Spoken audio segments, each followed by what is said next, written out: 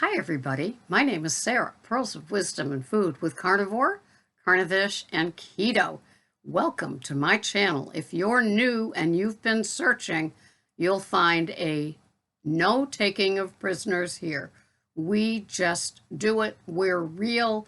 We don't have those unrealistic expectations, especially if you're older. You have a metabolism like mine. It's like, thanks a lot.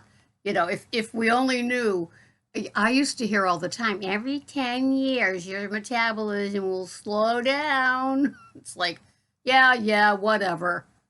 Oh, that's what they meant. Yes, that's what they meant. So my advice to you guys is I've given up the scale for February. I only weighed one time a month anyway, but it's just not worth it to have it over my head. It's not a friend, never has been. And if you've been doing carnivore in a pretty strict, structured, and disciplined way, you may find the same thing as me, that you've gained. And I can't tell you how many videos, how many, carnivore websites with comments that, you need to eat more, eat more. It won't work unless you eat more. And of course, if you're like me at 69, it's like, eat more. Oh, God, like I'm not gaining enough? Maybe they're right. I don't know. Do you think that we worry enough about it? Too bad worry doesn't eat up half of the calories of the day. They say that your brain steals the most calories, and if it's worrying, does it steal even more? These are all the things that dumb, silly women like me think about all the time. How do we make it change? Well, we don't. It's going to do what it's going to do. That's all there is to it. So you can watch, like me, all the different videos, read all the websites and articles all about how if you've been undernourishing your body, it's going to maybe help you gain. Now that's the camp I'm with, the Kelly Hogan, Charles Washington camp, where, you might gain, it'll take a while, your body will trust you again. All I want to know is, will it send a text? Does it call? Is it an email? Which account?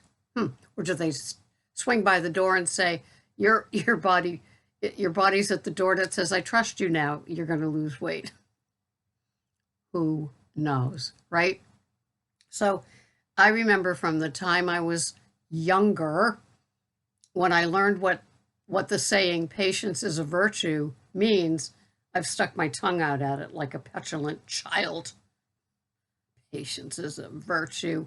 Sure, that's easy for you to say, you skinny mini thing, you with skinny arms, and you can go to the beach and wear sleeveless and shorts. That's what I used to think. Now I understand. Patience is indeed a virtue. Get on with your life. I've heard some women talk about the ZEN of carnivore. And yes, that's how I feel too. It isn't even a hum. It's silent. It's just this zen of entering into the new day. I was lying in bed before I got up today, and I was thinking of all the grateful things. And I know that on the Carnivore 75 Hard, they have to list their 3 things, I think, that they're grateful for at the end of the day. And I also like listing them in my head at the beginning of the day, kind of like sending off prayers and thanking my higher power for all I've got. Not sitting there saying, and then I want this, and if you could just do that, and then I promise, no, just being happy with how things are. Last night, speaking of grateful for how things are, I finally had that pot roast, cream cheese, Munster cheese, omelet. Yeah, it was great. And I think I'd add a couple of improvements the next time I do it, which will happen again because there was enough pot roast left for 2 3-egg omelets for Greg and me. I think I will add a little bit of butter because pot roast can tend to be dry. And although the cream cheese moistened it and the Munster helped along, I think I'd add a little bit of butter for that oil part, And butter, as we know, is a carnivore thing, or ghee. whatever floats your boat. It worked. So it was delicious. And I am very grateful being in my Zen place of just happy, just content. And there's something great about being older because you can say no thank you to something and be okay with it and let the other person have their emotional reaction. And so it doesn't happen often. I don't have to say no often. But, one thing about getting to be older is that you also get the verbiage to go along with the no. No. Yes, no is a complete sentence. Thank you, Oprah. But, sometimes it's just nice to say why. And I have an event coming up if I choose to go, and I'm choosing not to go. And so I have to figure out, how I want to word my RSVP because I know that the people that are putting this together are very excited about doing it. It's 100 miles away. It's a weekend night. It requires an overnight. I don't do well in anybody else's house or bed or pillow or mattress, or especially when it comes time to make my morning cuppa, because I use my Ninja Bullet, and so that makes noise at 3 in the morning, and so I am not good company. And so anyway, it's just kind of funny. So I'll word it in a nice way, but I'm really not interested in going. It is an event put on by a high school, somebody that went, a classmate, and it's celebrating our 70th birthday. Anybody in our class as we all turn 70. And it's like, it's just kind of laughing because I think a lot of you know that, well, first of all, that was 52 years ago, the last time I laid eyes on this person. And if she didn't have a name tag on, I wouldn't know who she was. Anybody with me on that? And so I sit there and I think of like how well I'm getting to know all of you here and how I listen to your videos. You listen to mine. We, sometimes even have private messages or we can text and we just know how the other's thinking and feeling. And you people are the ones that like I honor, I want to be around, I love and need. And, so it's just kind of funny that, yes, this is somebody that I went through 12 grades of school with, 13 if you add kindergarten. And, but I don't want to be with a group of them celebrating the 70th. I'd rather be at a meetup with a group of you, enjoying some non-New England style brisket, Mike. You New Englanders, you have to have your sauce. And it was funny because I was listening to an ad where they were talking about a barbecue and they said, we serve our food New England style with our special blend of sauce. And I was laughing because clearly Mike comes from barbecue country and they know that we're a weird bunch up here putting this sugar sweetened stuff on our meat. Not me, but the average person going to a barbecue today would want sauce, cooked in sauce, marinated in sauce, and some sauce on the side, right? That's not sugar addiction, is it? Oh, no, no, no.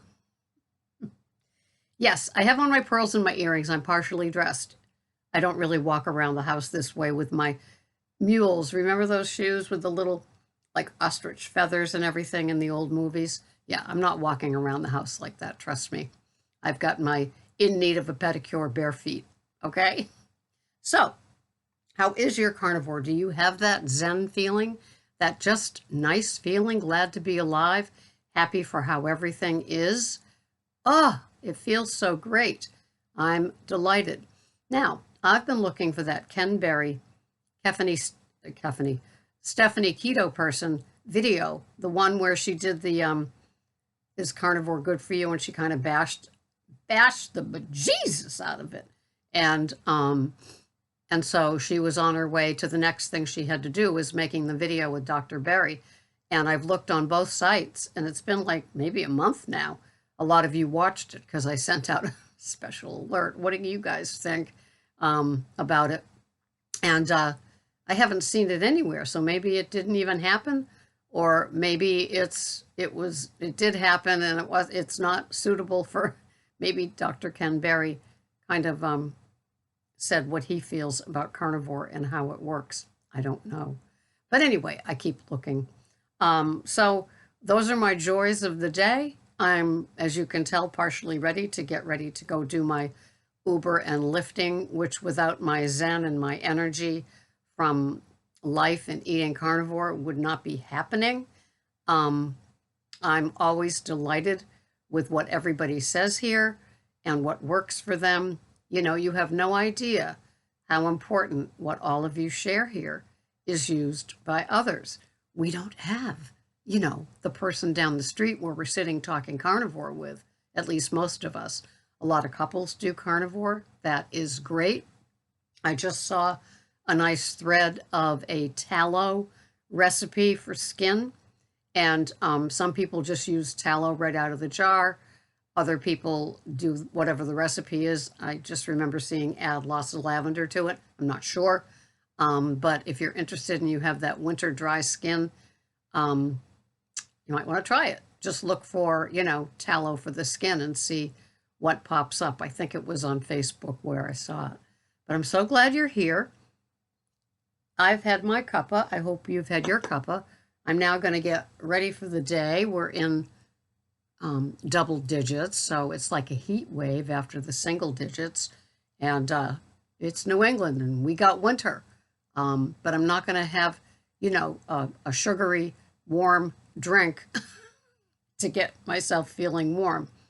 It's really great not having the sweeteners. I never thought I'd get over that. So if you're working on giving up sweeteners, either in your coffee or in the form of diet soda, there is a nice rainbow at the end of it once you adapt and adjust. I'm telling you, it's one less hassle in your life, and you can go, I gave up sweeteners. And I'll say, high five, sister or brother. Hey, have a nice day. I'm gonna. I hope you do too. Thank you so much for being here. This has been Sarah, Pearls of Wisdom and Food with Carnivore, Carnivish, and Keto. Thanks so much for watching. Bye-bye for now.